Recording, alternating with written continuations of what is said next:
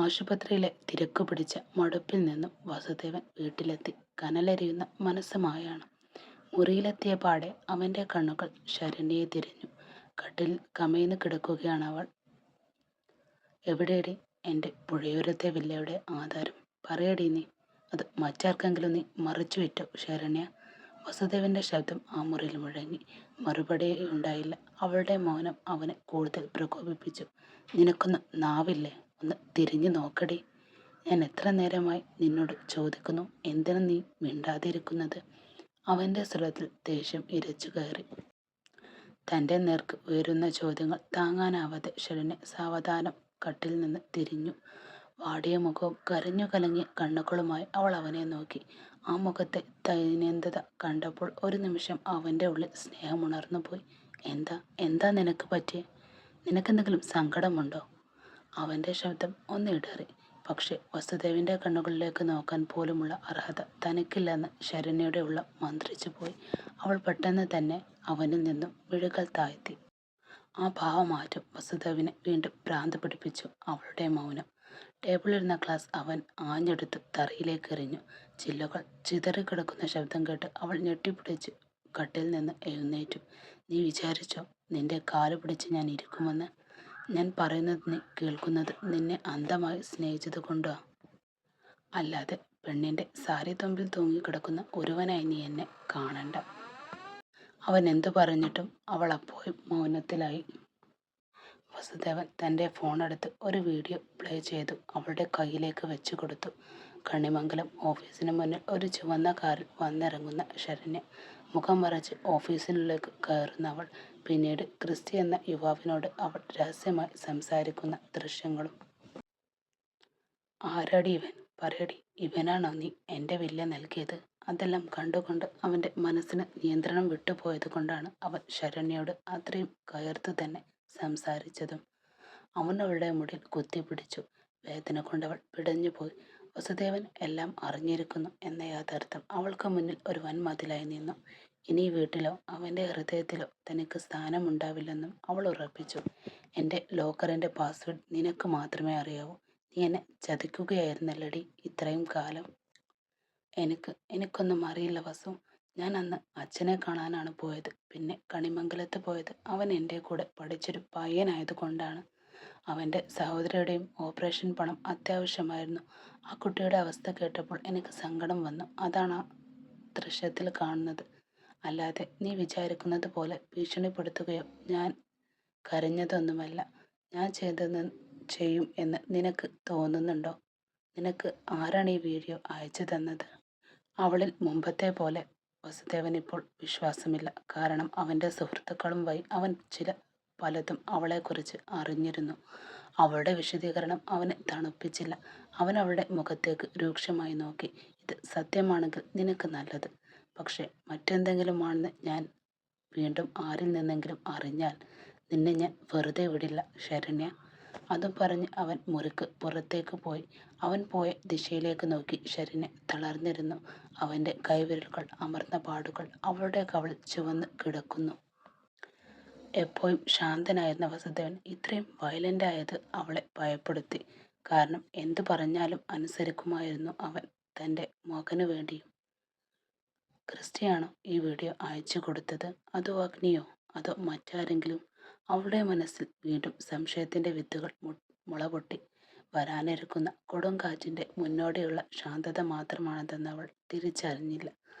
Vasudevan car മുറ്റത്തെന്നും ഇരച്ചു പാഞ്ഞു പോകുന്ന ശബ്ദം കേട്ടാണ് വീടൊന്ന് ശാന്തമായത്.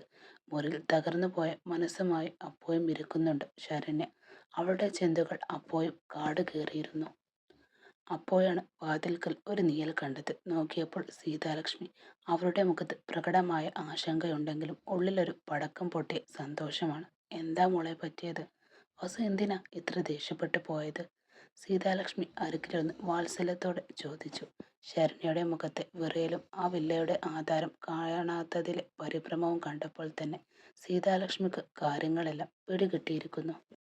നീ തന്നെയാണോ അത് ആർക്ക് മറിച്ചു വിറ്റത് എന്ന് ഉറക്കെ വിളിച്ചു പറയാൻ അവർക്ക് തോന്നിയെങ്കിലും ആ മുഖത്ത് അത് നീലിച്ചില്ല. ഒന്നുമില്ലമ്മേ, എന്തൊക്കെയോ പറഞ്ഞ് അവനെ തിരികേറ്റി കൊടുത്തതാ. അത് കേട്ടവൻ എന്നെ തെറ്റിദ്ധരിച്ചതാ. ശരണ്യ തൻ്റെ നാവിൽ നിന്ന് വന്ന കള്ളം പറഞ്ഞ് ഒഴിഞ്ഞു മാറി. അല്ലാതെ നിങ്ങൾക്കിടയിൽ വേറെ പ്രശ്നമൊന്നുമില്ലല്ലോ മോളെ? എന്നോട് പറയാൻ പറ്റാത്തത് വല്ലതുമുണ്ടോ? സീതാലക്ഷ്മി ചോദ്യം ഒരു കൊളുത്തുപോലെ അവളിലേക്ക് ഇറങ്ങി. പക്ഷെ ശരണ്യ അത് പാടെ നിരസിച്ചു കളഞ്ഞു. സാരമില്ല, ഞാൻ ഈ ഒരു ഓയിൽമെന്റ് പുരട്ടിത്തരാം, വേദനക്ക് കുറഞ്ഞു പോളും.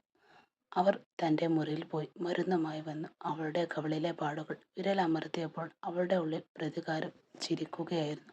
ഇത് നിനക്കുള്ള ആദ്യത്തെ പടി മാത്രമാണ് ശരണ്യ. നീ അനുഭവിക്കാൻ പോകുന്നതേയുള്ളൂ. നിന്നെ ഈ വീട്ടിൽ നിന്ന് പുകച്ചു പുറത്താക്കിയിട്ട് വേണം എൻ്റെ ദേവമോളെ നിന്റെ സ്ഥാനത്തേക്ക് കൊണ്ടുവരാൻ. അവർ ഉള്ളാലെ മന്ത്രിച്ചു പോയി. മോളൊന്ന് കിടന്നോ, അല്പം വിശ്രമിച്ചാൽ ഈ വേദനയൊക്കെ പൊയ്ക്കോളും. സമാധാനിപ്പിക്കുന്ന ഭാവത്തിൽ അവർ പുറത്തേക്കിറങ്ങി. അടുക്കള ഭാഗത്ത് ഗൗരവത്തോടെ നിൽക്കുകയായിരുന്ന സേതുമാധവൻ സീതാലക്ഷ്മി അങ്ങോട്ട് എത്തിയതും അദ്ദേഹം അവരോടായി ചോദിച്ചു, എന്താടി, എന്തിനാ വസുദേവൻ ഇത്ര ദേഷ്യത്തിൽ ഇറങ്ങിപ്പോയത്? സാധാരണ നിന്റെ മറ്റു 2 മക്കളാണല്ലോ ഇങ്ങനെ ചാടിക്കളഞ്ഞ് പുറത്തേക്ക് പോകുന്നത്. സീതാലക്ഷ്മി ചുറ്റും നോക്കി ആരുമില്ലെന്ന് ഉറപ്പുവരുത്തി ശബ്ദം താഴ്ത്തി അദ്ദേഹത്തോടായി പറഞ്ഞു. അവന് സംശയം തുടങ്ങിയിട്ടുണ്ട് സേതുവേട്ട. അവൻ്റെ പുഴയോരത്തെ വില്ലയുടെ ആധാരം ലോക്കറിൽ നിന്ന് കാണാനില്ലത്രേ. ആ ലോക്കറിൻ്റെ പാസ്വേഡ് അവൾക്ക് മാത്രമല്ലേ അറിയൂ. അതിനെ ചൊല്ലിയാ അവൻ അവളോട് ചോദിച്ചതും. പിന്നെ ആരുടെയോ കൂടെ അവളുടെ വീഡിയോയും അവൻ കണ്ടിട്ടുണ്ട്. സേതുമാധവന്റെ മുഖം കടുത്തു. അദ്ദേഹം ഒരു ദീർഘശ്വാസം വിട്ടു. അറിയണം, അവനെല്ലാം അറിയണം സേതു. അവൾ കാട്ടിക്കൂട്ടുന്ന ഓരോ ചതിയും അവൻ്റെ മുന്നിൽ തെളിയണം. നമ്മുടെ അച്ചുവിനെ ഓർത്ത് മാത്രമാണ് അവളെ ഞാൻ ഇപ്പോഴും ഈ പടിക്ക് പുറത്താക്കാത്തത്. അല്ലെങ്കിൽ അവൾക്കും ആ ശങ്കരനും കൊടുക്കാനുള്ള പണി ഞാൻ പണ്ടേ കൊടുത്തേനെ.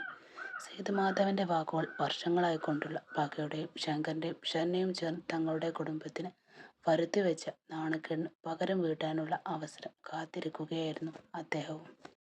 സൂക്ഷിക്കണം സീതെ, അവൾ അത്ര നിസ്സാരക്കാരിയല്ല. പക്ഷെ ഇത്തവണ വാസു തന്നെ അവളെ കൈകാര്യം ചെയ്തോളും.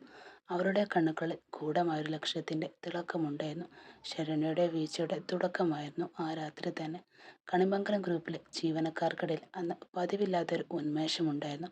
അച്ചടക്കത്തിന്റെ ആൾരൂപമായ അഗ്നി ഓഫീസിലില്ലാത്തത് കൊണ്ട് തന്നെ കൃത്യം 5 മണിക്ക് എല്ലാ സ്റ്റാഫുകളും സീറ്റുകളിൽ നിന്ന് എഴുന്നേറ്റു. ബഹളങ്ങളില്ലാതെ എന്നാൽ വേഗത്തിൽ ഓരോരുത്തരും പടിയിറങ്ങി. മാളവിക തൻ്റെ ബാഗും തൂക്കി താഴേക്ക് നടക്കുമ്പോഴാണ് പിന്നിൽ നിന്നും ആ വിളി കേട്ടത്. മാളു. ശബ്ദം കേട്ട് അവളൊന്ന് തിരിഞ്ഞു നോക്കി. പിന്നിലേക്ക് തിരിഞ്ഞു നോക്കിയപ്പോൾ ക്രിസ്റ്റിയാണ്. പർപ്പിൾ നിറത്തിലുള്ള സാരിയിൽ ഇളം വെയിൽ തട്ടി അവളിപ്പോൾ സാരിയിൽ കൂടുതൽ സുന്ദരിയായി തോന്നി. ക്രിസ്റ്റിയുടെ കണ്ണുകൾ ഒരു നിമിഷം അവളിൽ തന്നെ ഉടക്കി നിന്നു പോയി. എന്താ സാർ? മാളവിക വിനയത്തോടെ അവനോടായി ചോദിച്ചു. ഞാൻ ഡ്രോപ്പ് ചെയ്യാം, 1 മിനിറ്റ്. ഞാൻ പാർക്കിങ്ങിൽ നിന്ന് വണ്ടി എടുത്തു വരാം. മറുപടിക്കായി കാത്തു നിൽക്കാതെ അവൻ കാർ പാർക്കിങ്ങിലേക്ക് നടന്നു. മാളവികക്ക് ഒന്നും പറയാനും കഴിഞ്ഞില്ല. ഓഫീസിന് മുന്നിൽ അവൾ നിൽക്കുമ്പോൾ ആ ആഡംബര കാർ അവളുടെ അരികിൽ വന്നു നിന്നു.